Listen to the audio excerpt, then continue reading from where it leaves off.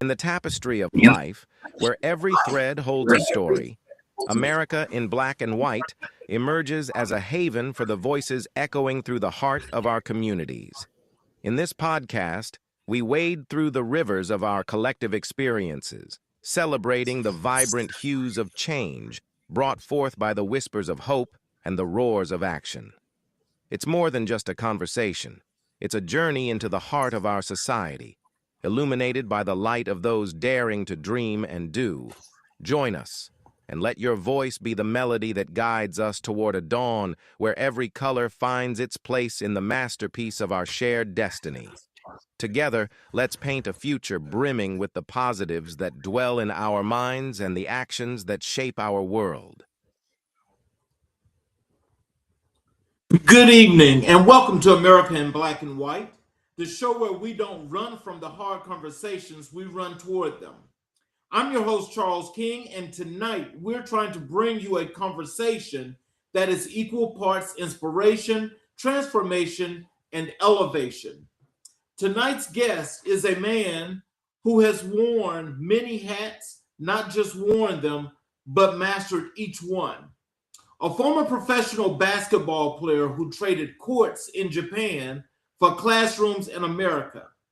A CEO who built a company where STEAM, dreams, and digital dance coverage will converge. An educator who has touched over 11,000 students and young professionals. A published author and advocate whose work is shaping the next generation of thinkers, creators, and doers. But what makes tonight's conversation even more special is the story behind the story, the influence of a father, the weight of Black history, the power of purpose, and the transformation of a man who refused to let his story end at the final buzzer. Course development, game development, esports, comics, publishing, international exchange programs, and what it truly means to build something from the ground up.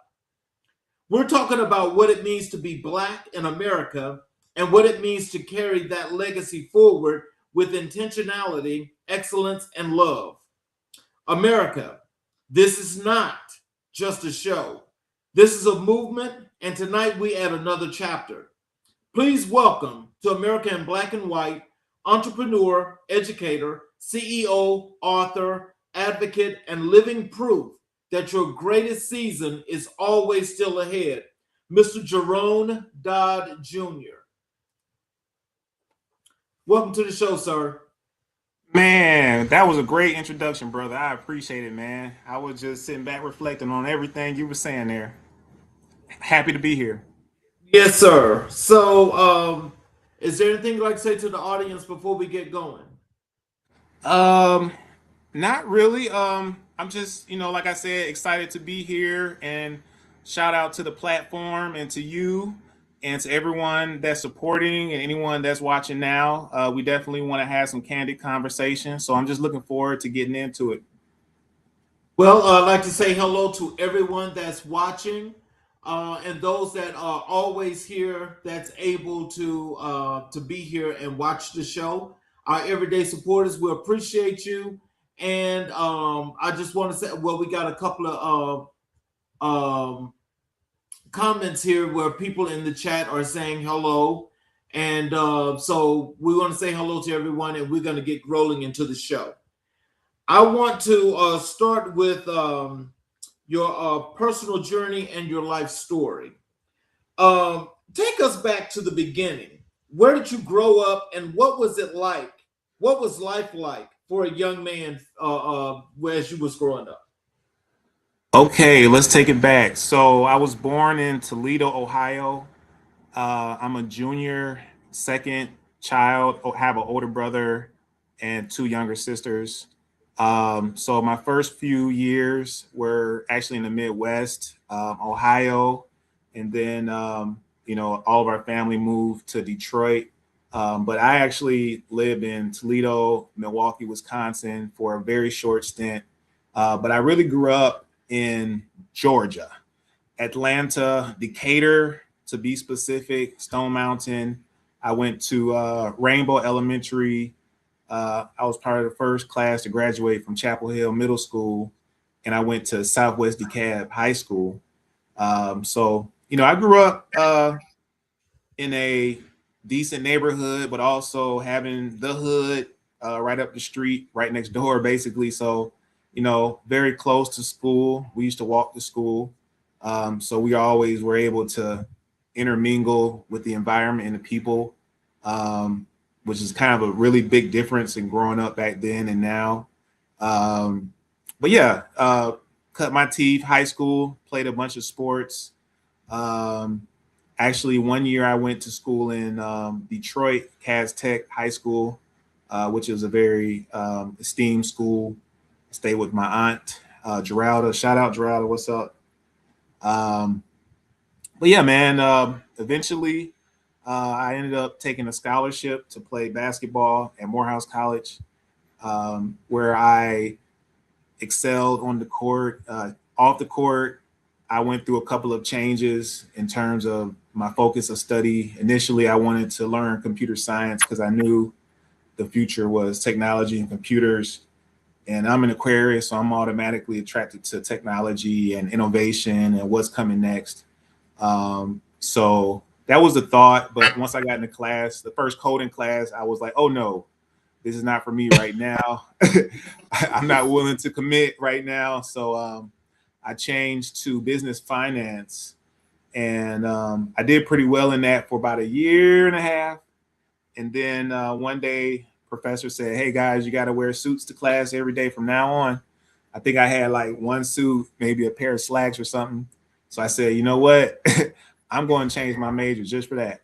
And I actually graduated with a psychology degree. So, it was some good time spent growing up in Atlanta, being able to see the influence of the movements in the city from the arts perspective, from the old Atlanta and to what is developing to today. So I think, being a part of that energy served me well in what I do now in terms of entertainment, whether that's athletics or creative stories and other things. So when did you first fall in love with basketball, and what did the game mean to you beyond the sport? Oh man, I would have to say my very first love in sports was football. I used to watch Barry Sanders and guys like that. He was my favorite player. So my first sport organized was football. But I remember when Pops put a basketball goal in the backyard one day, and our yard became the epicenter of the neighborhood in terms of playing ball, and it was a place where I could go to anytime. So I did practice a lot, and I was naturally gifted with my size. Like, I'm tall, and I was already athletic and had some speed and footwork on me. So yeah, I found out that basketball was what I grew into. And, my pops always told me that, hey, I think you're going to be a basketball player. You're getting tall. And yeah, I didn't grow this way. I grew this way. So eventually, by around middle school, going into high school was when I decided to focus on basketball. And then I just, it was a thing where we used to go to the playground and play outside on the concrete with grown men and being in the hood, so basketball meant more than just a sport. It was like a coming of age, so to speak. It was a communion with other people that, from the neighborhood. And then once I got into like high school and, real organized sports, all the lessons you learn from pain, rejection, loss, winning, teamwork, and courage, and there's really no cheating. When the coach says you're only cheating yourself when you're not running all the way, like, it really is a true statement. A lot of times when you're younger, your brain not all the way developed, so you're not processing everything right. So I think early discipline, work ethic, and learning how to work with a team and really just like learning to never give up were some of the main lessons I learned in my career through playing basketball. So, what was the moment you realized basketball could be your career, and who believed in you before you fully believed in yourself? Oh man. Okay, let me walk it back. So, I would say definitely in high school was when I realized because I have an older brother, so he played basketball also. So he's like 3 grades ahead of me, and so he went to Southwest DeKalb at first, and then he actually ended up going to Redan High School. Even though I stayed at Southwest, you could get away with that back in those days.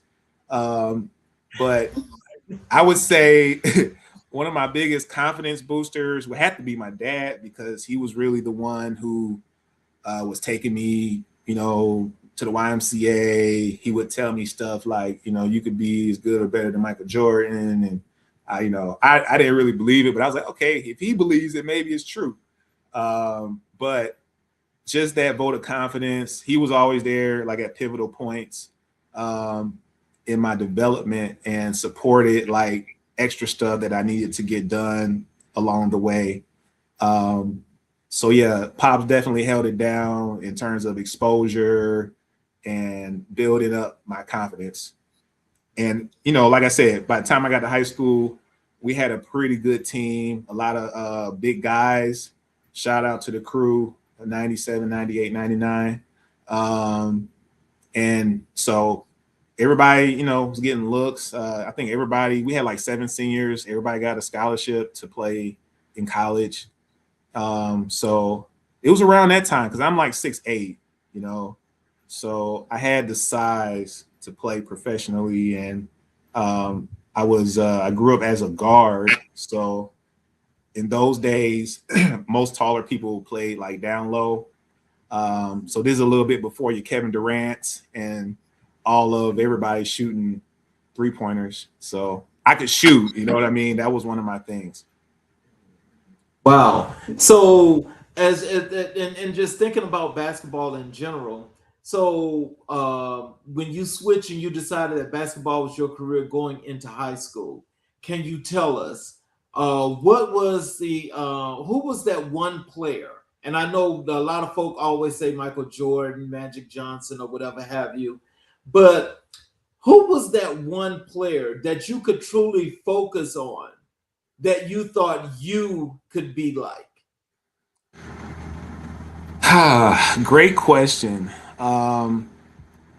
You couldn't watch players on TVs or on YouTube the way we can now. So most of what you saw were games or in person. Like I remember the Hawks always had games, and the Chicago Bulls always had games that I could see like consistently. I think the Bulls had like their own channel that was reaching everywhere. You know what I'm saying? So like for me, I'm not gonna lie, Michael Jordan was my guy. I love the Bulls, but I also love Scottie Pippen because I saw his versatility and like his height and his ability to handle the ball and play defense. So I kind of had some of those attributes. Maybe not quite like Scottie, but he was a guy that I looked up to as well, along with MJ. Outside of that, man, I'm really just a fan of good players. So, I might have my top favorites, but I really respect everybody's potential or established skill sets. Like I try to take something from everybody and see how it can fit and work with me. So yeah, and in my younger years, that's what I would say. Yeah. So when you talk about Scottie Pippen's versatility, because Scottie could play the 2, the 3, and the 4. What did you think when you playing a guard or you being a guard? Did you think that you could play many other positions, and did you play other positions? Oh yeah, absolutely. So like my 11th grade in high school, I was like more of like a 2 guard. At that time, I was probably like about 6'5", 6 maybe. Really? Yeah. So I was already handling the ball like a guard, I grew like 2-3 more inches, so I was shooting. And when I played ball in Detroit, like that's the mecca of hoop. You know what I'm saying? In terms of guard work, Right. like their ball handling was just so much more advanced than the South. When I got there, I was amazed. Like every single guard had a immaculate ball handling. I was like, wow. You know, a lot of athletes in the South, a lot of running gun, but I really honed some of those skills up there. So yeah, like when I went to Morehouse first year, I was playing like small forward, power forward. I could play the wing or the post pretty much my whole career. What does it feel like to walk out onto a professional court, and how did it feel the first time you did it internationally? Man, what it's like a dream fulfilled. You know, everybody wants to go to the NBA. Everybody can't go to the NBA. It's only a few select jobs every year. Most guys not trying to leave. So I was fortunate and blessed to be able to play overseas, get that whole experience in a great country like Japan, where Japanese people are very fanatic, and when they do things, they do it all the way. Basketball at that time, like in the mid 2000s, definitely was still kind of new and budding in Japan. So it wasn't like soccer, baseball. A lot of people still didn't know about it. But when I played in Tokyo, that probably was the biggest crowd and the most energy that I had experienced in the playoffs of my first year there. But my very first experience would have been with a club in Saitama, Japan, Saitama Broncos.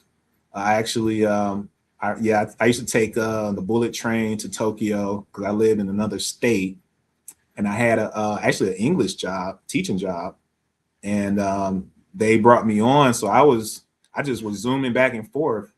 Yeah, but that was in the JBL. So yeah, it was amazing, man. I mean, like I said, I think the Tokyo experience was much more of a what we would think of as a professional environment for a basketball game, like big arena, all the bells and whistles. They had money, so it was a real professional league. My first team, it was JBL, which was Japan Basketball League, but it was still not a huge organization. So it wasn't, but they were very faithful. I loved them. They took care of me. And just getting that treatment. And I never forget, I had to go to Tokyo to sign my first contract. And the GM, I told him, hey, I got to get back to Hamamatsu because I have a class at 7. So the bullet train ride maybe is an hour. It's like 5 o'clock when I arrive. I got to be out by 6, basically. And so he's like, yeah, it's all good. I just want to talk to you. He waits till like the last 10 minutes to hand me the contract. And so I have to sign it like this day, right? So I'm like zooming through the contract. I got a pen. I'm just scratching stuff out. I'm like, no, I'm not doing that. No, yeah, okay, no. I gave it back to him. And he was like, oh, wow, oh, you smart. Like, why are you, what's up with this? But at that time, I already had my own business.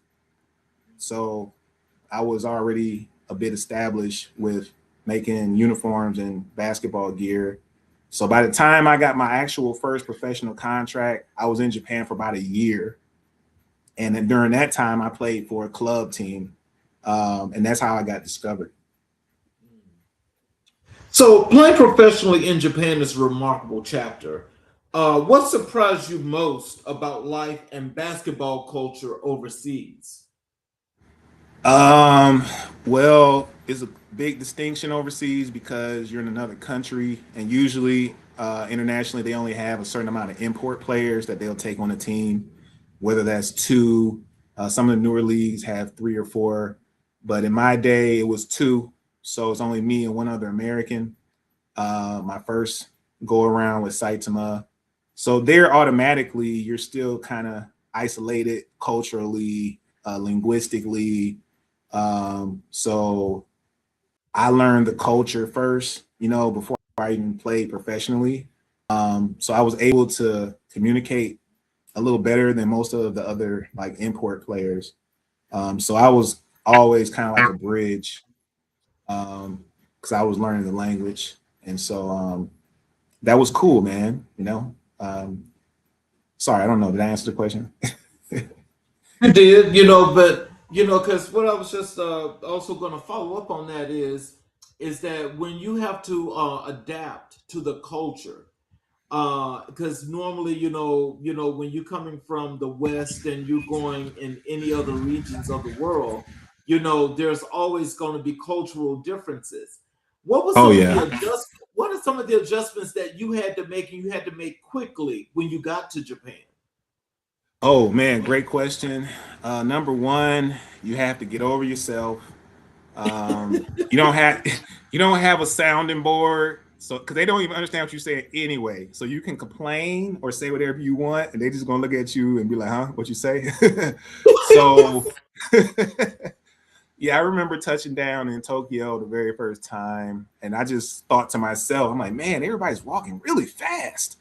And I was trying to get directions to the train. I didn't really hardly know any Japanese, and the guy was just talking to me really fast in Japanese. And I'm like, oh boy, this is gonna be tough.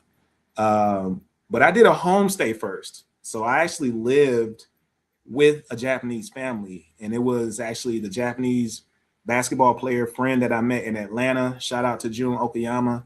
I met him at Run and Shoot for all the OG ATL Oh people. wow! Yeah, Okay. so I met him at Run and Shoot during the summertime when Woody was throwing like a summer league up there, and I was just trying to stay in the mix after coming out of Morehouse. So I met this Japanese guy, and he's the one who invited me to come to Japan, and I went and stayed with his family first.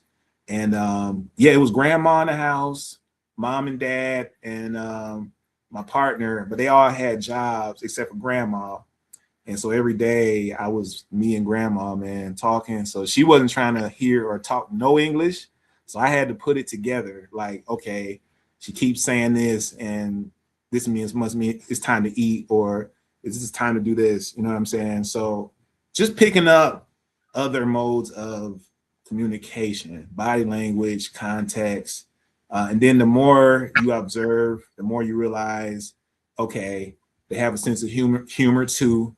They're humans, and there's a lot more similarities than what you would actually think. It's kind of cool not being able to understand Japanese and just kind of floating through. The more you know, it's like, okay, this is what they really said. Oh my God. So yeah, but just little things like personal space. In America, you would expect people to give you personal space. People, anybody get close to you, you kind of looking to see what's going on. In Tokyo, people packing those trains, and it can get kind of hasty sometimes. Talking to people on the street is very aggressive to them. So just even saying, "Hey, how you doing?" and all of that, they don't really look too kindly upon that. If they don't know you, they're kind of like straightforward. Seeing how families work together, seeing how they basically pass stuff down in their family, was great to see how like a real community works, and just how the communal mindset permeates pretty much the society. And then just, I think Japan is like a place where it's a balance of Eastern and Western thought, right? So for me, I always was intrigued and loved Japanese culture growing up, ninja movies, martial arts. That was the coolest stuff to me as a kid. I want to play the fighting game. So I was on a search really to kind of dive into the culture and learn as much as I could and see if I could find a ninja or two out there. How did living and competing in Japan reshape your identity and your understanding of who you are as a Black man? Yeah. So um, I would say that I don't classify myself as a Black man. Although I will communicate with people colloquially, just for understanding's sake, because I mean we all understand that saying a black man means like a Negroid phenotype with darker melanated skin. But to answer your question, and that's important because what I realized in Japan that they don't look at all black people the same. So they just identified me as American. And like I met a lot of other diasporan friends from Africa, like even Jamaica. But what I noticed was that the Japanese held the Americans in the highest regard. They didn't necessarily treat certain like Africans the same. And at first I couldn't really understand because I'm like, hey, we all the same people. But it was more nationality based. So but it was always intrigue. It was always questions. They were always fascinated. I had longer like locks, hair, and I'm 6'8". So, they're gonna be looking at me like, hey, who is this? So it was always stares of curiosity, no matter where I went. Tokyo wasn't too bad, but anywhere else, I mean, you get like amazing stares on the train, walking down the street. Like the whole street will stop and like look at you. So you had to get over those things. Yeah. So when did you know your playing days were coming to an end, and how did you handle that transition emotionally? Yeah, I had a couple of tough points. I had an injury in Tokyo, which was a torn meniscus in my knee. Ooh. And yeah, by the way, my coach during that time was Joe Jellybean Bryant. So that's Kobe's pops. So we had a good relationship. And when I got injured, basically the team wanted to cut me, but I was cool with the coach. And so he basically looked out for me and was like, nah, I'm not going to let him cut you. I like you. And you know what I'm saying? You just got to get better. So, yeah, it was, that was like the beginning of the end, I would say, because I chose not to have a surgery and I tried another technique called prolotherapy. It's where they actually inject like your knee with sugar and another element which tricks your body into thinking it's a new injury, and it sends more like red blood cells there or white blood cells to help heal it quicker. I had a doctor from Japan talking to a doctor in the US and trying to do this stuff. But anywho, I did end up going to another team after Tokyo down in South Japan, Kagoshima. And that was a very unique opportunity because it was a new team. So they had a team, but they were like a semi-pro and this was their first year going up, right? So they took me in and I was able to help them really shape the identity of the team. That's when I really branched out into more business. So I had a uniform company, but I was able to provide uniforms for this team. So now, I had like a professional client.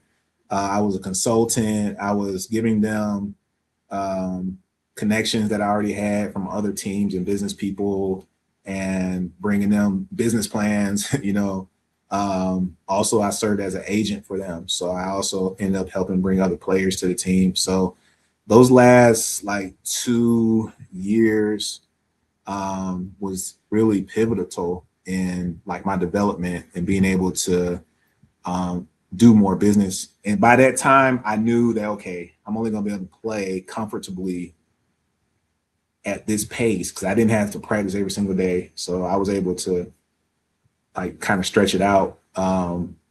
But yeah, man, I already kind of planned and was already doing business before I finished. So by the time I finished, it wasn't so hard mentally. The hardest part mentally was when they didn't want to pay me no more. And, I had that after all I've done for you moment, but it's a cold game and you got to understand at all times what your true value is. And, you know, sometimes you get a little comfortable, but when you're in somebody else's yard, you got to always understand that, you know, a rug can be pulled. So I was doing a lot down there in Kagoshima. Yeah, yeah, man. It was fun though. Like I had my face on the city. That was my city for sure. I mean, I was able to bring a lot of people out there, and you know, that's where my daughter's from. So, what did basketball teach you about discipline, failure, and reinvention that you carry with you into everything you do now? Yeah, um, basketball was the canvas for me to express my innate abilities, my work, and really the confidence I had in myself. So I always believed in myself. I always felt I was special and that I could pretty much do anything if I put my mind to it. So that was just me in general from being born. So I think everybody's just not born with certain conviction. Certain people have different aspects and just, you know, talents and dispositions. For me, I always believe I can like make the shot. So I actually was a clutch player. Like they called my name at the end of the game. I'm taking that last shot, right? So and then being able to take those shots, make them and not make them is a lesson all in itself. Learning how to lose graciously, you know, and being able to separate your emotions from the bigger picture of what the whole thing means as an exchange, a competition, and you know what I'm saying, an exchange of skill and art. And it's really for the people. So I think it's a balance of detachment and also being like insane about what you do. You kind of have to be able to switch between those modes to get the hard work done, but also not to get attached to it to a point of detriment to your overall life and your happiness, you know? So, the young men that are watching you right now today, what are some words of wisdom and encouragement you can have for them if they get this same opportunity you got to go and play in Japan? Oh man, number one, all you got to stay prepared. I had an opportunity to try out for the NBA at one point, and I was looking for an opportunity, but I wasn't in shape at that time. And the guy was like, "Yeah, next week, meet me at this gym." And I was like, "Oh no!" So I tried to run and get in shape in a week's time. So always staying prepared for the opportunity. Um, so that just goes into discipline, work ethic, and also you know, not giving up. You know what I'm saying? You have to turn over every rock, every leaf. A lot of it is not your ability. It's just you have to find the right situation for you. So everybody is not cannot play in the NBA. Everybody cannot play in Japan. And you have to look at it as still a growing tool. You know what I'm saying? Basketball is like a life sport. Like you got to play for a long time to get really good. So you have to use it to further yourself. And most people are not going to retire forever playing basketball. Even the NBA guys, they still get jobs at the networks, coaching. Why are they still working if they got it made? So it's not the all end all of everything. And just like be smarter on the business side. So understand what it means to own your likeness, to do good contracts, build a team of people that support you. And nothing will replace the belief in you more than the belief you have in yourself. And it's not just believing, it's proving. So it's a proving ground like anything else. Like no one's going to give you money until you can prove you're worth it. You know what I'm saying? So you have to be that diamond. You have to go through hardship, hurt, and be able to push through it in a healthy pace. It's a marathon, not a sprint. So let's talk a little bit about your work as the educator and workforce development leader. After professional basketball, you made a pivot into education and workforce development. What was the calling that drew you there? Yes. So 1 year after I came back to the United States, to back it up just a little bit to how I kind of got into education, I was I already taught English in Japan, right? And so I already was learning the basics of just teaching in general, ages like infants to grown people, corporate jobs. So, and teaching has always just been a natural thing for me, whether that's like coaching, helping somebody do something, because a lot of it is observation and being able to repeat things.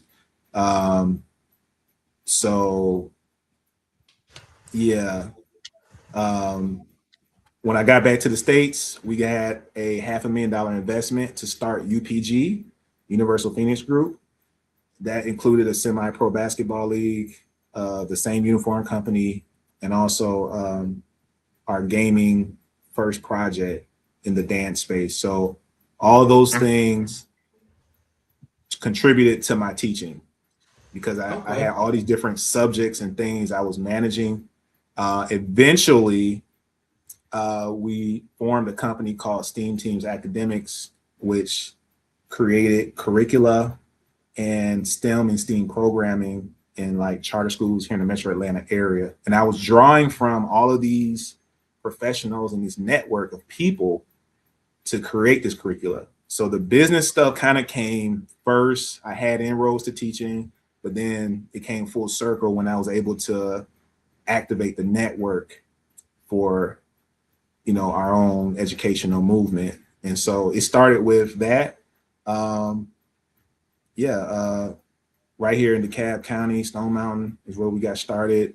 We were teaching, elementary, middle schoolers, charter school students, everything from digital media, film photography to 2D, 3D animation, using like industry standard technology, Blender, also robotics, green solar tech. So yeah, that was a eye opener to not just come from organic space, but to be able to understand the standards, what the public school system requires in terms of metrics and data, and being able to put that all together. So that was kind of how I got into actually serving the community and, my first look at the schools. So let me just ask you this, because it seems like you've already had the business savvy. And so it sounds like you were like pre-planning for what was to be, for what your future was going to be, and you were going to make it even brighter. So when you've directly impacted over 11,000 students and young professionals, how do you even begin to process the scale of that impact? It's one of those things you don't think about. It's just you just do it and you look up and you're like, wow, we covered a lot of ground.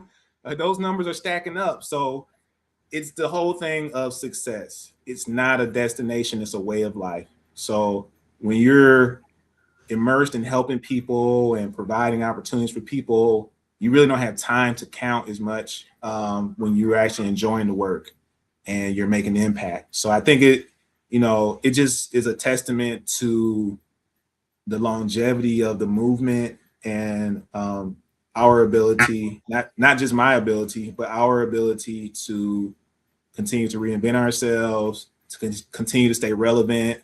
Because, you're only as good as your last show. So, refinement and continuously learning are just like the attributes, I think, to sustain, to be able to keep, impacting year after year, different sets of young people. So tell us about the early days. What did your first program look like, and what challenges nearly stopped you before you started? Oh, great question. I remember going into Date Academy, which was one of our first clients, and shout out to Dr. Wills. We had an opportunity to do a pilot, and the very first pilot was like 2D animation and some solar technology class. They liked it, you know, and they came back and it's like, hey, what else do you have? So I came in there with a menu of a bunch of things. And they was like, okay, we want that. And I was like, oh, now I have to go actually put this together. So I think kind of, you know, presenting things that weren't all the way flushed out and then having to actually deliver, but believing and knowing that I could put together is part of the thing as well, because a lot of times you're not going to do all of everything until you have a confirmation that you need to. But I think the way we scaled up like kind of quickly because we had success in the beginning, and then it was a scale up, which meant that there was a lot of administrative and communication and recruiting work that had to be done, and a lot of just quality control, because now we were hiring industry professionals to come into schools. And so those are people who maybe they have a part-time job or they need some money here or there, or, you know what I'm saying? They really want to work in their industry. They don't really want to be a teacher in the school per se, but it's an opportunity for them. And so it could be a high turnover. You know, somebody could say, oh, you know what? I got a job over here.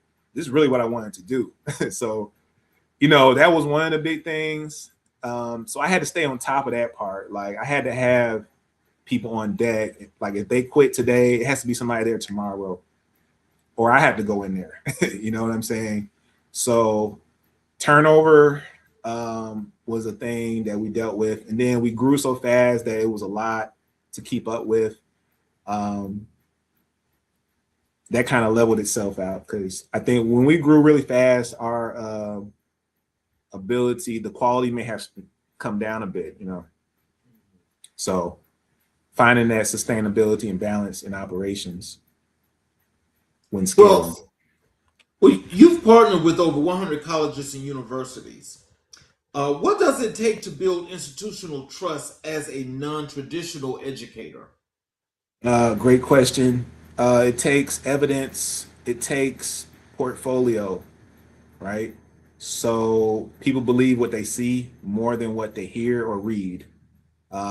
So having established a line of evidence of projects that you've worked on, impact that you've made, the more that you accrue, the easier it is for them to say, oh yeah, you're certified stamp. You know, it's just a thing of who you know and being able to showcase that. So I think, you know, our very first internship was one person. He was a high school kid. I mean, he was my best friend's younger brother, so he was like my younger brother, but he was already a 3D journalist in Blender. He's the one who introduced me to 3D animation. And so we just built it, you know, and we just, year after year, we said, hey, this is working. Let's add more people. Let's try to make 3D animation. Let's figure out how to make our own game. Okay, how can we make websites? So literally, I was learning these workflows by just doing them, downloading, uploading from younger people in the program, which led me down other lanes of study. So yeah. So you facilitated 1,200 internships. What's the most powerful internship to career transformation story you've ever witnessed? Oh, okay. I was so happy to share this one. So I had quite a few, but the very first boy, the high school student, he sent me a video from Pixar showing off the 3D animation pipeline. That was like his dream job, to work at Pixar. So, you know, fast forwarded, today he works at Pixar as a layout artist, and he's been there for, I don't know, 5-6 years now. So shout out to Johnny Gibbs. That's my boy. He's doing great work, has his fingerprints all over all of the latest productions from Pixar over the last 5 years. I think they just did Toy Story 5. So, you know, the layout artist is the person between the directors and like the storyboard artists. So they're semi-directors, but yeah, great talent, who literally was our first intern, and now he's exactly where he wanted to be. I have others working like Fox Sports, so all the sports networks, Sony, Netflix. So we have quite a few people that's gone on to like high positions and really big companies, and also many others that are working in smaller studios. You know, everybody can't make it, but it's good to see and stay in touch with those people. So let me ask you this, because I find it amazing that you were able to craft these wonderful things that you're doing, and how you were able to engage so many young people. Can you tell us what was your inspiration and motivation when you first started this, and what did you intend to create with these young people? Another great question. Man, you shooting 100. Okay, so yeah, the inspiration was always from childhood to now to do something great in the world. I've always been humanitarian minded. My heart has always gone out to the whole of humanity. So I always wanted to build something that was great, and I wanted to be wealthy, not just with money, but family, all aspects of health and wealth. So that's my inspiration. Like knowing, like I said, I felt that I could do something special in the world, and actually manifesting like those long-term goals and dreams validates what's possible to me, and it makes me dream more. So I want others to understand the power they have within themselves. It's the only way we can really change the world for better. It's not me telling you, it's me doing it for me. So self-governance, being able to have accountability, all those things matter. So those are the kinds of things I look to transfer through the art. And the art is something, whether it's a game, a franchise, animation, a book, music, all of it can transcend through time. You know what I'm saying? Like Michael Jackson is timeless. He's immortal because his music will live forever. So having positive net influence before it's time to check out is the goal. And you know what I'm saying?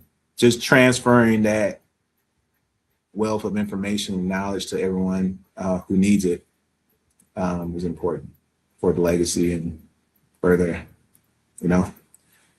passing So, that baton, man. so you've engaged over 150 schools. What do you believe is the single most important thing schools are getting wrong about preparing students for the real world?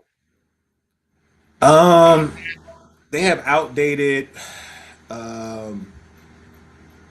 models based on where technology is going today, based on the reality of where society and business is. I think the traditional school structure is really splintering, and with this wealth of knowledge, information in this digital age, some things are becoming obsolete, and the school systems cannot adjust to that stuff quick enough. Also, in general, I don't think the school systems, are all the way beneficial for me or a lot of us, just based on, the victor tells the story. So I think people need to look at it from the aspect of, are we just going to go through the program just to get the credential, or am I really trying to learn the truth and do some independent research? So it's failing because of that, because a lot of it is not based on your best interest. You know what I mean? So it's a reason why it's not working for us anyway. Let me ask you this. This is a follow up question, because that's very interesting in how you took the route that you took, because as we think about school curriculums, and I know I'm much older than you, so I can tell you just factually from not just the time that I was in grade school, but as I've come over time with children, grandchildren, nieces, and nephews, as you guys have come up into this era here, I think it's always seemed and it's always been a thing that the curriculums have always been outdated and not up to date. So in that, as they do, me being a finance man by trade. So it's like now, they came up with this new thing now that they were talking about out in the world about creative financing. So did you decide to come up with creative curriculum as you're dealing with your kids? Absolutely, because I wanted to homeschool my daughter, but she got into a good school, and the commitments and all the things that was going on, that's a real commitment you have to make. So it's not easy. But I just kept seeing all these outstanding homeschool children. I'm like, oh my gosh. I mean, all these kids just seem to be smarter just in general. Like they have all these different experiences. They might lose out on some social things. So it's a balance. I'm a product of the public school system. I think I turned out okay, but a lot of people didn't, right? So for me, it's like I want to be the stronger link and pay it forward. So the things that I look back on in my life and be like, I wish I would have known that, or if I had known that, I would have done things this way, or if I had someone to tell me this, I would have did this. I try to fill those points for my children. You know what I'm saying? So I try to tell them the truth. Okay, you have to go to school and learn these things, but let me tell you this story. Let me ground you in what I believe first. We want to have the same God and all these things. I don't want you to go and spend more time with someone else, and your whole mind is now based on what they told you. So that's kind of what happens, with most parents with the tech now. I mean, as soon as they get a phone in their hand, I mean, they tapping out. They in the multiverse, you know what I mean? So I think connecting with stuff like comic books and some of the good old things we enjoyed growing up, it's kind of this nostalgic style of education. Then we have fun with technology, but I make sure that like you understand how to do things, why we do things, and how to express like your creativity and really develop critical thinking. So those are the main things that I want to know, like how to think critically, how to learn, how to research, the things you need to come up with more things, to build structure, to build community. You have to be able to reason. You have to be able to learn. You have to be able to communicate. You have to have those soft skills along with whatever your trade or hard skill is. So I think that's a lot of what's missing with the advancement of technology. We're losing our natural technology and how we deal with each other. So, they said the Jetsons was coming and we here, right? So, with you, graduating with a psychology degree, and you are a professional basketball player. Now you've turned educator along with entrepreneur. Can you tell us, how is it that you're able to cross-sectionally bring together psychology with your philosophy for education and sports into educating and being so successful at that? Well, a long time ago, people always told me, stop doing all these different things and focus on one thing, until I had to come back and tell them, oh yeah, I am doing one thing. It's the same thing over and over.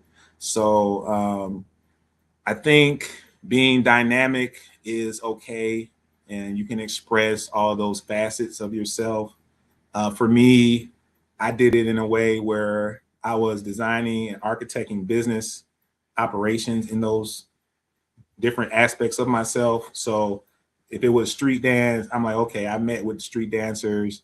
Shout out to Daniel Price and Lil Buck and Boogaloo Shrimp.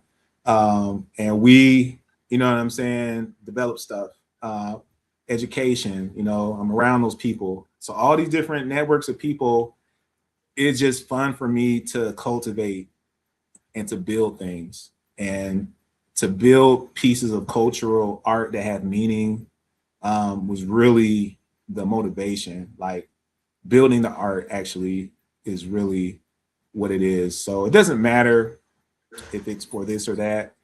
It's about the process, and then being able to make it beautiful and to make it to where people love it and want to deal with it. And it's a great conversation. So I think it's just, man, being yourself. Everybody can't do everything, but be good at what you do. And when you know what you do, you're able to like unpack all the other stuff. You're able to laugh at yourself, being down to earth, being able to connect with different types of people, traveling around the world, different cultures, people that's not like you. Like I said, getting over yourself, over your ego. The ego is a great guard, not a great king. So you need an ego to keep your defense up, but you have to know when the ego is not in control. And so I just keep it humble, but also I keep an edge. So I'll keep it quiet. No, you know, until it's time. I just think that that's really fascinating, and I'm really proud of you for the process in which you were able to create and the way you've created, because it definitely, I'm sure that it definitely has to, you know, make these kids feel comfortable, because when you come from that creative space, especially with today's children, that's where most of them are. So when you can get with that creative side with the technical part of that aspect, that means that if you got the right kind of philosophy like you do, then you have no choice but to be successful, because it's causing them to be multidimensional. And it's like you introduce them that, hey, you can actually make money having fun. Like, Yes. what do you actually like to do? Who are you? Oh, okay. Well, you know, you can, there's a job for that, right? Well, guess what? You need to learn these things. So why don't you try this first? Right. They're gone. They're gone. Now they just need a little bit of nurture. You know what I mean? And so that's all it is, man. Just opportunity, exposure, and a little bit of nurture. Creating systems that nurture them where they're at, and connecting with them, like you see the art, the creative aspects of their content they're consuming. And once they like the characters or the content, oh, they'll do the rest for you. So yeah, including them in storytelling, you know, getting them to start their own thing, and creating ways for them to even see that they can monetize stuff and make a future for themselves. So that's what it's about. So let's talk a little bit about you being the CEO of Steam Dreams Digital Dance Company. Tell us about Steam Dreams Digital Dance. What is it? What does it do? And why did you build it? Okay, so it's Steam Dream Studios. Digital Dance Culture is another company. So that's a street dance entertainment technology company. But Steam Dream Studios is the next chapter in the education side. But this time, instead of it being mainly service-based, we decided to make it product-based. We still have services, and those products are video games and comic books. Those services are still, you know, supplying curricula, but more so from a digital aspect. So instead of us sending bodies into schools every day, hey, your teachers can use our curricula and you can use our products. So that's kind of the transition to the thought was automating and making operations and overhead much less stressful, and also making the scaling potential higher. So that's pretty much what Steam Dreams is. It's all about these 6 characters. They all are diverse. They have a different power in STEAM, which is science, technology, engineering, arts, math. Also, we added an L for leadership. So it's STEAM L. And they're basically in high school. And, you know, they have to make, you know, a STEAM project, and they're in a competition against other schools. So there's an antagonist. It's a fun story. It has a little edge to it. So the comic books themselves, we've produced 11 and counting. We've produced 3 video games. One is a RPG PC game. The demo is available on Steam. So you can look that up, Steam Dreams on Steam. We have a web game, which means that you can go to the website and play that game straight on the website. That's called Wurzel. That's a word making game. So it's a literacy based game where you have to drag letters to make like words on a timer. It's a competitive game. People love that game. We just won 2 awards for that game at our last event at DreamHack for best design and most fun. Honorable mention, but there was a lot of games out there, so we were happy about that. Shout out to Andrew Greenberg at the Georgia Game Developers Association. Yeah, and we also have a VR game. And so we literally coming up now, like we'll be going to DeKalb County Tech Symposium this month on the 17th. We have a presentation there. And then at the end of the month, we have the Southern Fried Gaming Expo, where we'll be showcasing all of our games for Steam Dreams, as well as a new game called Soul Dance. So that's on the dance side. And then now we're also launching a Kickstarter campaign. So there's a lot going on with Steam Dreams. It has a lot of activity, traction, and it's been like that for about a year now. So I'm really excited about that because school is coming back around in about a month. So we're prepping to have our packaging together and all of our latest releases for the products. Well, so the name of your company itself is very evocative. So Steam Dreams Digital Dance, break that down for us. What does each word in that name represent? Okay, so Steam, besides being in the sauna, it's an acronym for science, technology, engineering, arts, and math. It's basically an addition from STEM. Well, so the A came in later, and A is important to arts, which you know I'm all about. That kind of synthesizes all of the other things into something. So STEAM is a tag that you know is very popular in the United States. The government and all of industry, they want to train people in these industries, these areas. So this is part of training the populace for these types of jobs, because this is what the future is, right? Science, technology, engineering, arts, math. Anything could be related to that, honestly. So that's what STEAM means. And dreams.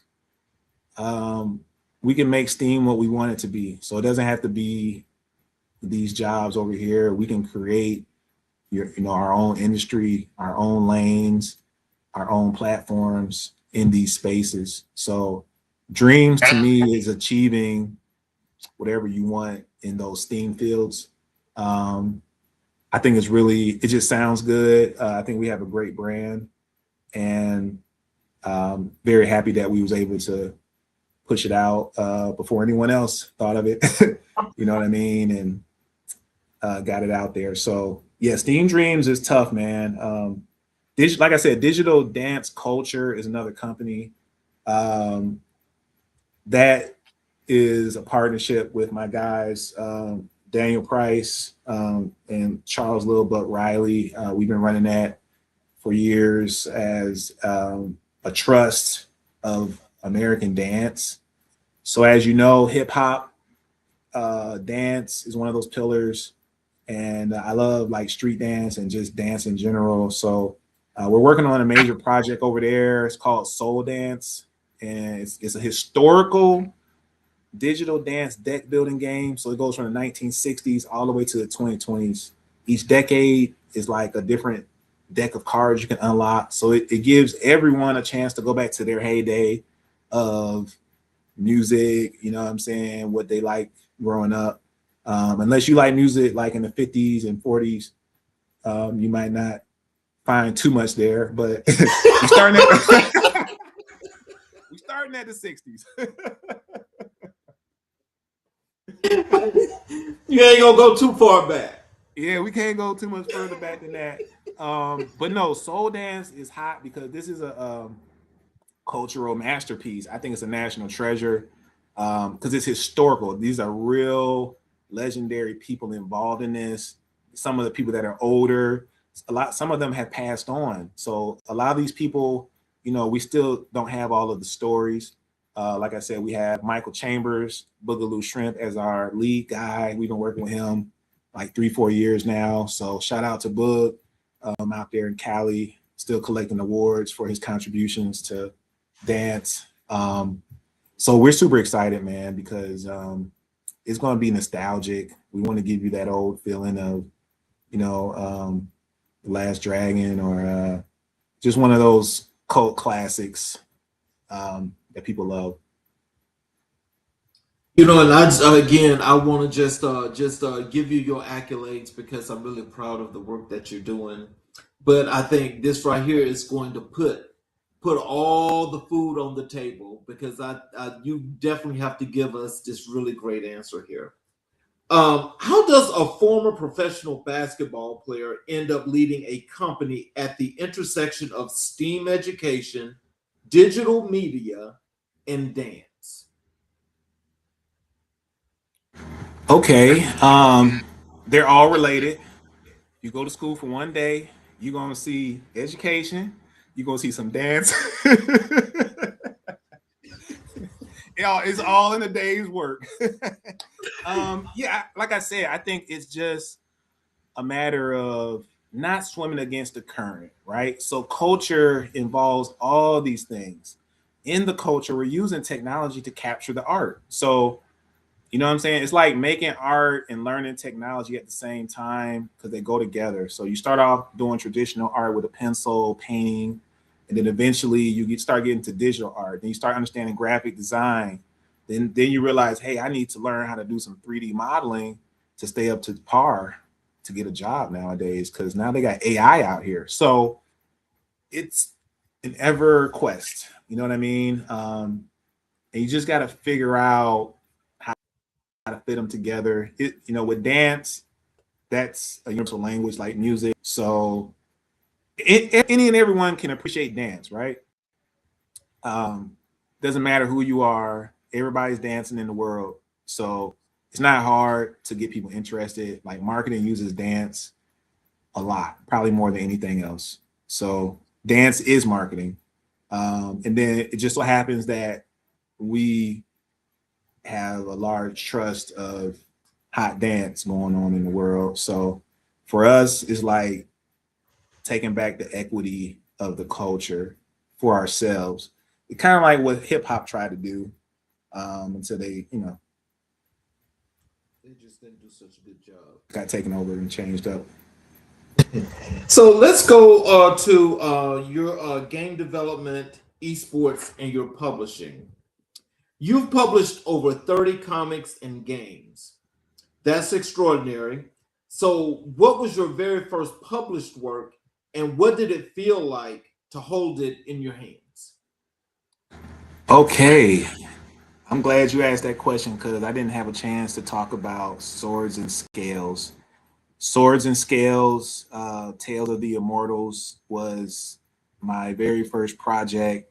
And it was a partnership with my older brother, Emmanuel Himathi.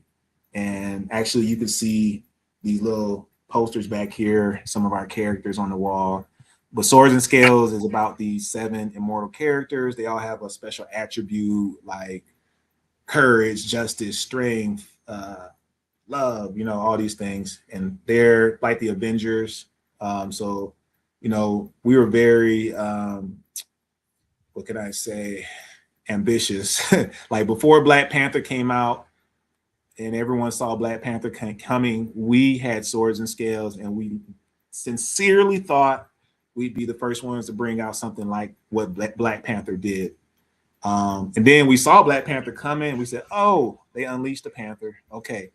So, yeah, that was the very first book that we published. It's called Swords and Scales, Tales of the Immortals, Origins. It's a hardcover book, a lore origins book for each character. Very beautiful for any coffee table. But when we got that book in hand, it felt like the ultimate achievement. First of all, it was a family affair. So it was myself and my brother that produced it. I think our father maybe had just passed like right before we actually published it. So that was another kind of thing going on at the time. And it was just a beautiful done piece of work that I'm still proud of to this day. And, you know, it's still for sale. So how did you get into game development, and what story or message were you trying to tell through your first game? Yeah, our very first game project, we published an AR, which is augmented reality motion capture. That's where they put the little things on and it captured all the motion. It was a street dance mobile app called Memphis Jukin AR Dancer. So that was outsourced to a company in the UK. So we didn't build it in-house. So that was the first inspiration to see it done. But then also that was a lot of money. So we said, okay, let's figure this out for ourselves. I think shortly thereafter, the internship program started. And so I started incrementally building. I had a couple of mentors in the field that were hipping me to a lot of things I didn't know. Shout out CJ Peters, Console Kings. So yeah, it was about learning.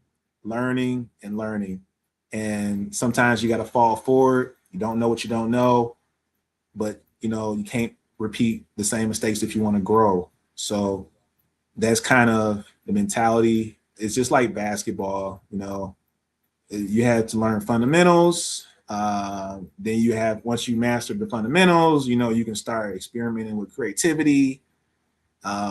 Once you become like a real grandmaster, then you're no longer thinking about technique and it's just happening and you're just doing it based on muscle memory and having done it so many times. So I take the same approach to learning anything. So for games, like it was, like I said, bringing in game developers, at first not knowing how to even judge a game developer. You know, how do I even know if you're good or not? What are you talking about? So it's like I have to go learn the jargon for every workflow, for every technology, for every job, you know, that's involved in the process. So yeah, it just got better and better over time. I would say by the time, probably took about 4 years to really get it to where it's like, okay, it's running smoothly. We understand the importance of pre-production because the very first project, we just jumped in head first and just tried to start making stuff. Then once we ran into problems down the line, we said, oh, we should have did this. Oh, we were supposed to have this documentation, this. So we had to go back and recreate that stuff. But then for every new project, we did that first. So like we literally just kept getting better and better with our processes over time. But it started out as a mess, I'll tell you the truth. Wow, you know something? As I'm just thinking about that, I'm wondering, are you a gamer? I used to be when I was younger, like, you know, man, I tell you, I really stopped playing games like in high school. I know like a lot of players, they still played like sports games and stuff like that. But I really started getting busy. And by the time I got to college, I really wasn't playing games anymore. Like I'm a gamer. I guess I picked up games more as an adult, like just on my phone, little pass the time games. But I still never really gamed like that in my adult life. And I just don't have time to be a gamer. That takes time, man. you know. But I love games. Like, I feel like I can beat you in a fighting game if I just know the moves. You know what I'm saying? But yeah. So, comics and games are both powerful storytelling mediums. What stories feel most urgent for you to tell right now?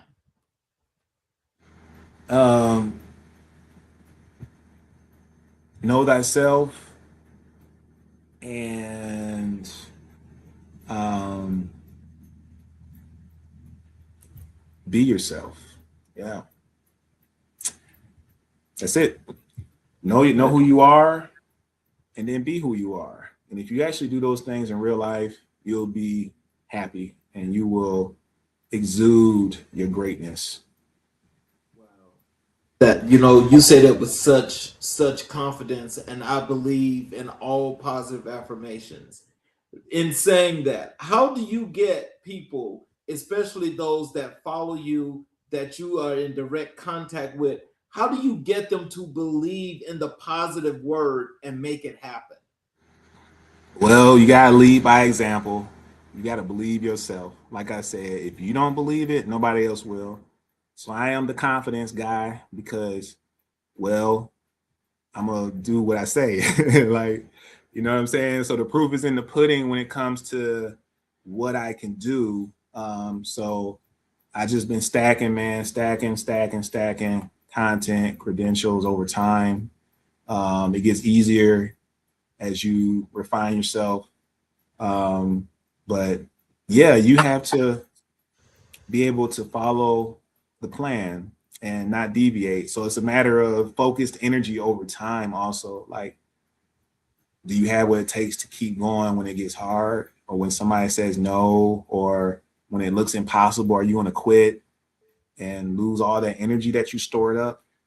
Because it's all energy. So if you quit, it's like you got to go get some more energy to get the momentum back up. So understanding that, like, allowed me to never quit. And that was all it was. Because it's like, everything is hard in life. You're not going to be great at anything without some hardship. But you have to focus, the determination, the willpower to overcome yourself in life. Keep the hope, keep the dream alive. You know what I'm saying? Because it's faith, but it's works. Like, once you do the works, you can't help but get better. If I keep shooting jump shots, I'm going to become a better jump shooter. It's just it's science. Like, you have to understand that. Like, it's literally what you put out is what you get back. Like, that's just the law. So if you actually do work, you know that. You know what I mean? And that's the thing. The value of intention, action, and then mindfulness all together at once is when you are in your highest state, So let's talk a little bit about your authorship and advocacy. Beyond your games and comics, you are an author. Tell us about your writing, what compelled you to put your story and ideas on the page. Woo! All right. Well, before you lead, sometimes you got to follow. So, like I said, our first published work was my older brother and I's partnership with Swords and Scales. So he was primarily the creator of that IP in terms of the creative side. And I saw what he had, like just some sketches, and I said, oh my goodness, we got to produce this. I took it and ran and assembled the team, and we just started tinkering away. So we've always read a lot, like as children. We read books. We were excellent students. Our parents did a great job of exposing us to a lot of different things. So I've always been on a high academic track, honestly. And I always could write some pretty decent stories. But then, all the influences of 90s, thousands, pop TV culture, Star Wars, all these shows that were super influential on me, and the type of storytelling, world building, and how influential those things were, all contribute to why I like to create through authorship. What am I writing right now?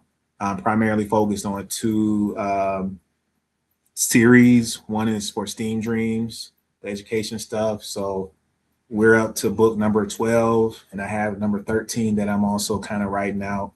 And then there's another series. Thank you.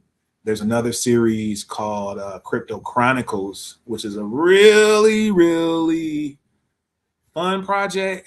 Can't really talk too much about it. There's a big movement that's happening, but that is about these what can I say? These cannabis-based characters. It's a far out story. It's not for the kids, so I'm not promoting it for the kids. But yeah, man, being able to coexist like on those two planes is really crazy, and really is the epitome of everything you've been asking me. Like, how am I doing these different things and one at the same time? So that was like one of the biggest challenges, figuring out how to create on such polarizing spaces at the same time. But yeah, I love it because world creating, it gives me a chance to demonstrate my knowledge, my studies, and my creativity. Because I'm always thinking when I'm creating something, like I'm making a story for the layman, I'm making a story for the wise men, and there's like a couple of layers that if you really examine it, you'll start drawing out. So that's kind of how I build things. Like every logo, image, or story, I want to embed layers of information and knowledge for people who understand like symbols and history and different systems. So what is the central message or theme that runs through everything you've written? Great question. The central theme is self-growth and good wins in the end. And there are also it's always themes of self-empowerment some way or another. Also, you know, I know the name of the show is America in Black and White, but I try to show the shades of gray that exist as well. You know what I mean? Because everything is not as simple as black and white. So I try to show the positive and negative on both sides, the hero and the antagonist. I don't want it to be like this antagonist is all bad. So I try to show a balance of how things can fluctuate and how it's up to you to manifest your higher self, you know, because you could be good or bad. Okay. Well, so let me just say, let's we discussed Black history. We do Black History 365. And when I asked you who was the most influential person in your life and career, you said it was your father. Can you tell us, why is your father the most impactful figure in your life and your connection to Black history? Tell us about him, who he is, and what has he meant to you in your journey? Yeah, absolutely. So my father, first of all, I'm a junior, so we have the same name, right? So there was always this thing in the house when my mother would say Jerone, but we both knew which Jerome she was talking about when she would call the name. So, you know what I'm saying? That was always this like funny, unspoken kind of dichotomy, just growing up with the same name. But my dad was he was talented, he was smart. Like he went to the military back in the Vietnam War time. You know, back in those days, a lot of us were getting drafted and put on front lines. So him and his boys joined the Air Force. They was like, okay, we're gonna join the Air Force before we get drafted. And so you know, he had that experience. When he came out, he was one of the first like Black executives to work at IBM. And so he went from like military to corporate which he was definitely not a lot of people like him doing that. So we basically, the family followed him to wherever like his job was. So that's why we moved to like Milwaukee. We were in Brown Deer, which is a little suburb in Milwaukee, and then down to Georgia. And yeah, he's the oldest of like 6 siblings. So he always was the kind of patriarch of the family on his side. And then just seeing how he was always able to make a way, and you know what I'm saying, he cared about his children. He had you know, he was kind of guy, a little militant. So he was like, you know, down for the Panthers and Black Power and stuff like that. So I think those things kind of trickled down to his children in terms of awareness of politics, and knowing that something's not right, you know. And so, yeah, I think we took it a step further though, just, you know, with the research, and as more new information comes out, it's like you have to be able to reformat stuff. But yeah, he just gave us a good foundation. He made us work hard. We had like responsibilities. We couldn't just lay around on Saturday. Like you had to clean, you know, you got to go clean. You got some chores. Yes. I think just the masculine male father figure is needed in every child's life.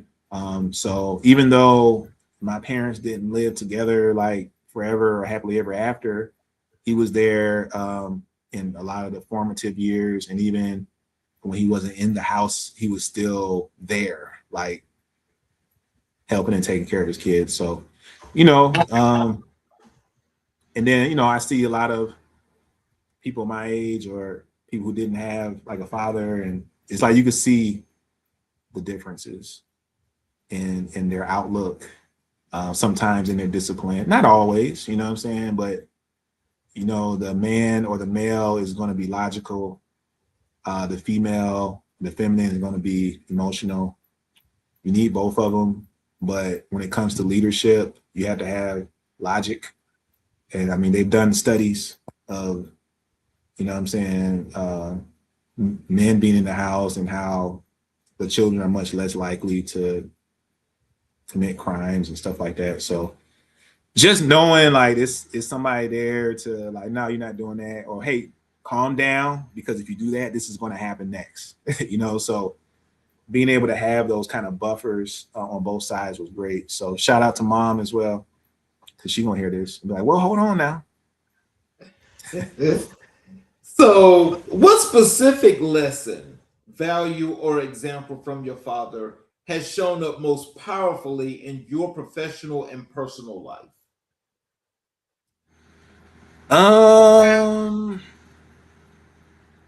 Just you know, believe in self. You know, when your own people believe in you wholeheartedly, and you know it's coming from sincerity, you know what I'm saying? Like it's not just somebody saying it, it's like, no, I really, really believe in you. It hits different. So that's the baseline of everything. And then also just spirituality, like, you know, being grounded with faith and like giving thanks and gratitude to God and your creator. So yeah, like seeing, you know, pops go to church, you know what I'm saying, taking me to church. Didn't want to go. But just seeing like, okay, you're trying to better yourself. Pops wrote books also. So he actually wrote books before either me or my brother. So he already had a couple books. So he was also a writer and a thinker. And he was into history, and he was in the Hebrew Israelite faith towards the end. So I just saw like an evolution, and we had a great relationship over the years. So let's talk. Let's talk about your closing reflections. Your vision and your purpose. Um, if you could go back and tell your 18-year-old self three things, what would they be? Don't go to that party. No, I'm just playing.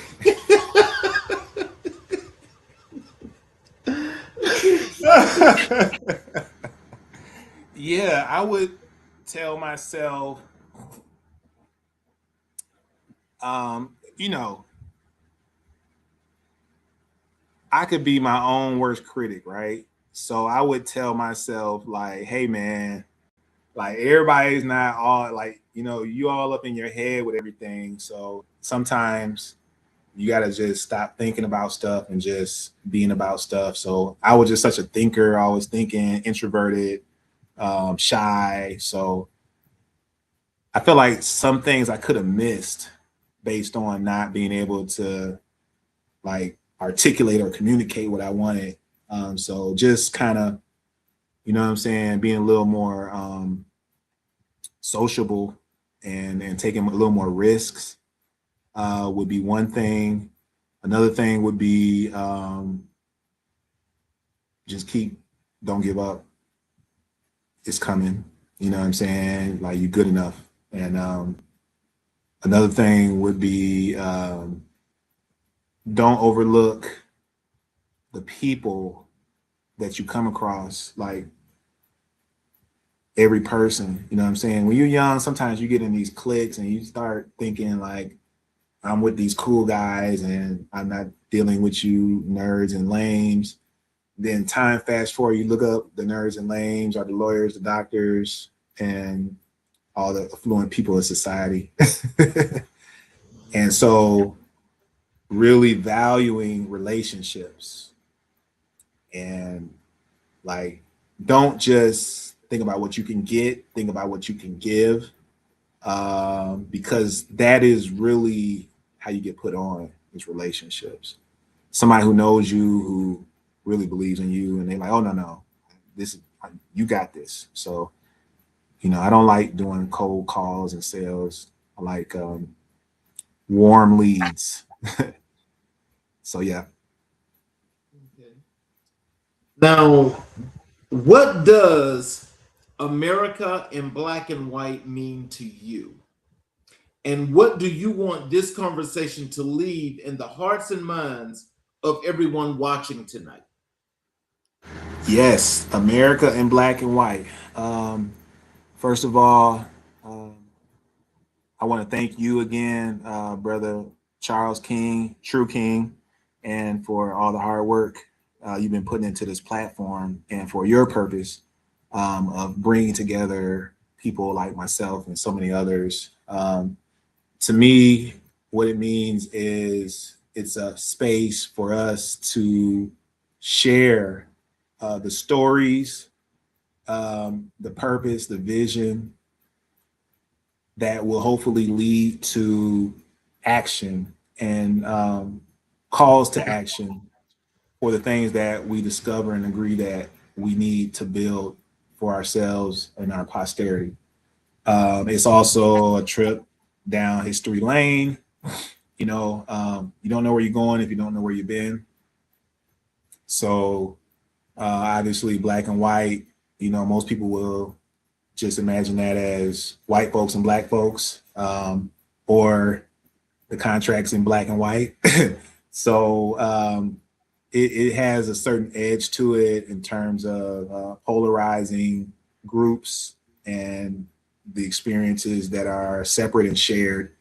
And so, yeah, I mean, the history of the country is built on blood and warfare. So, I mean, there's no way to overlook or not talk about what has happened and how and why things are the way they are now.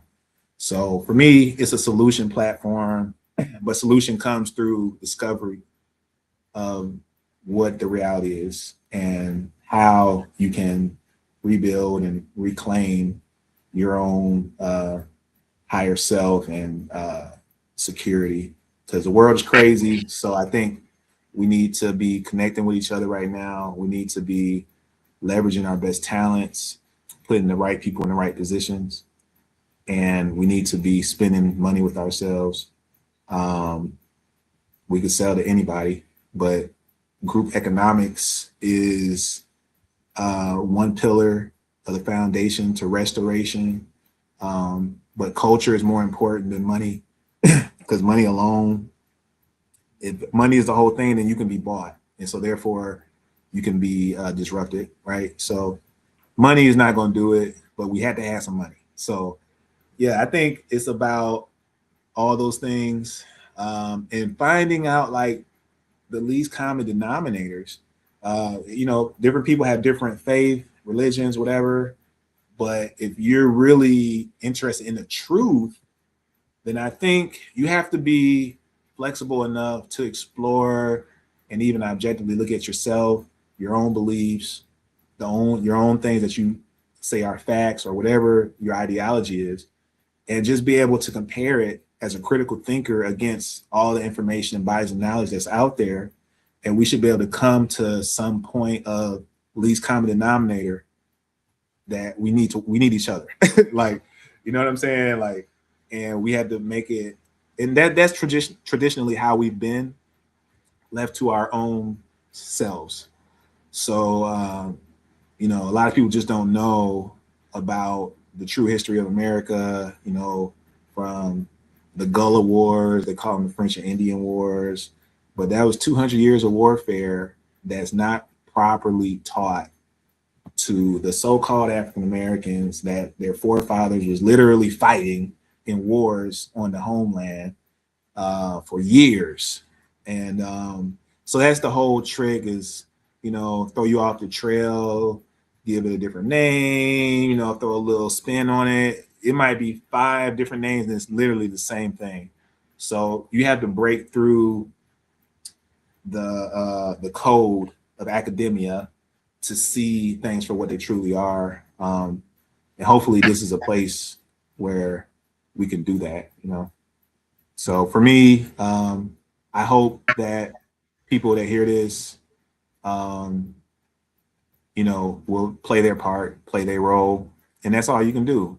Play your part, play your role, be happy, and let the cards lay where they may. And just knowing that God got your back at the end of the day. You know what I'm saying? So be good, do good, and good will come to you. Pretty simple. So, final question for you. Where can people find you, follow you, support your work, and connect with Steam Dreams Digital Dance Company? Yes, absolutely. The best place to find me and see like updates of what I'm doing would be on LinkedIn, and that's just / my name, Jerone with an N, Dodd Jr. Steam Dreams is on every major platform: Instagram, YouTube, Facebook, Twitter, X, Steam Dreams Game.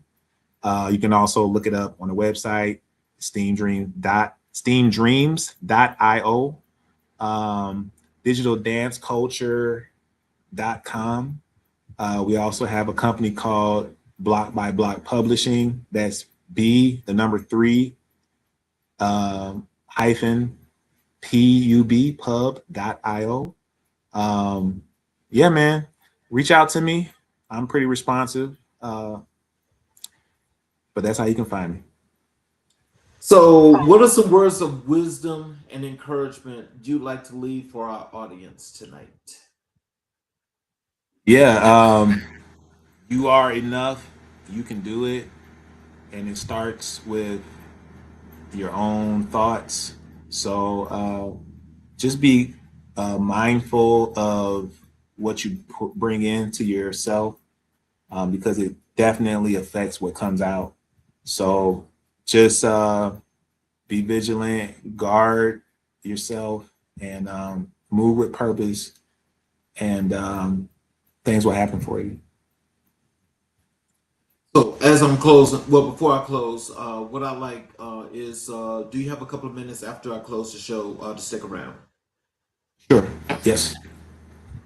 So I'd like to thank each and every individual that's supporting us, that has watched this episode, and you continuously watch each and every episode. I appreciate you more than you can ever imagine.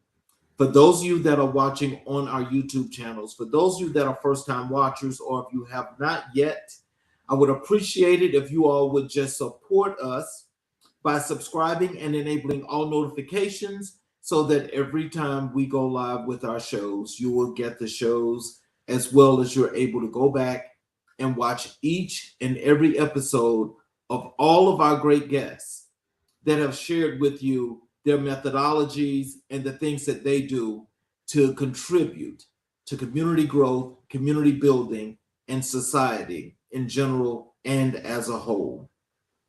So in closing, and that America is what it looks like when a man builds on purpose. Tonight, we got to sit with Jerone Dodd Jr., a man who played the game at the highest level and then decided the court wasn't big enough for everything he had to offer the world.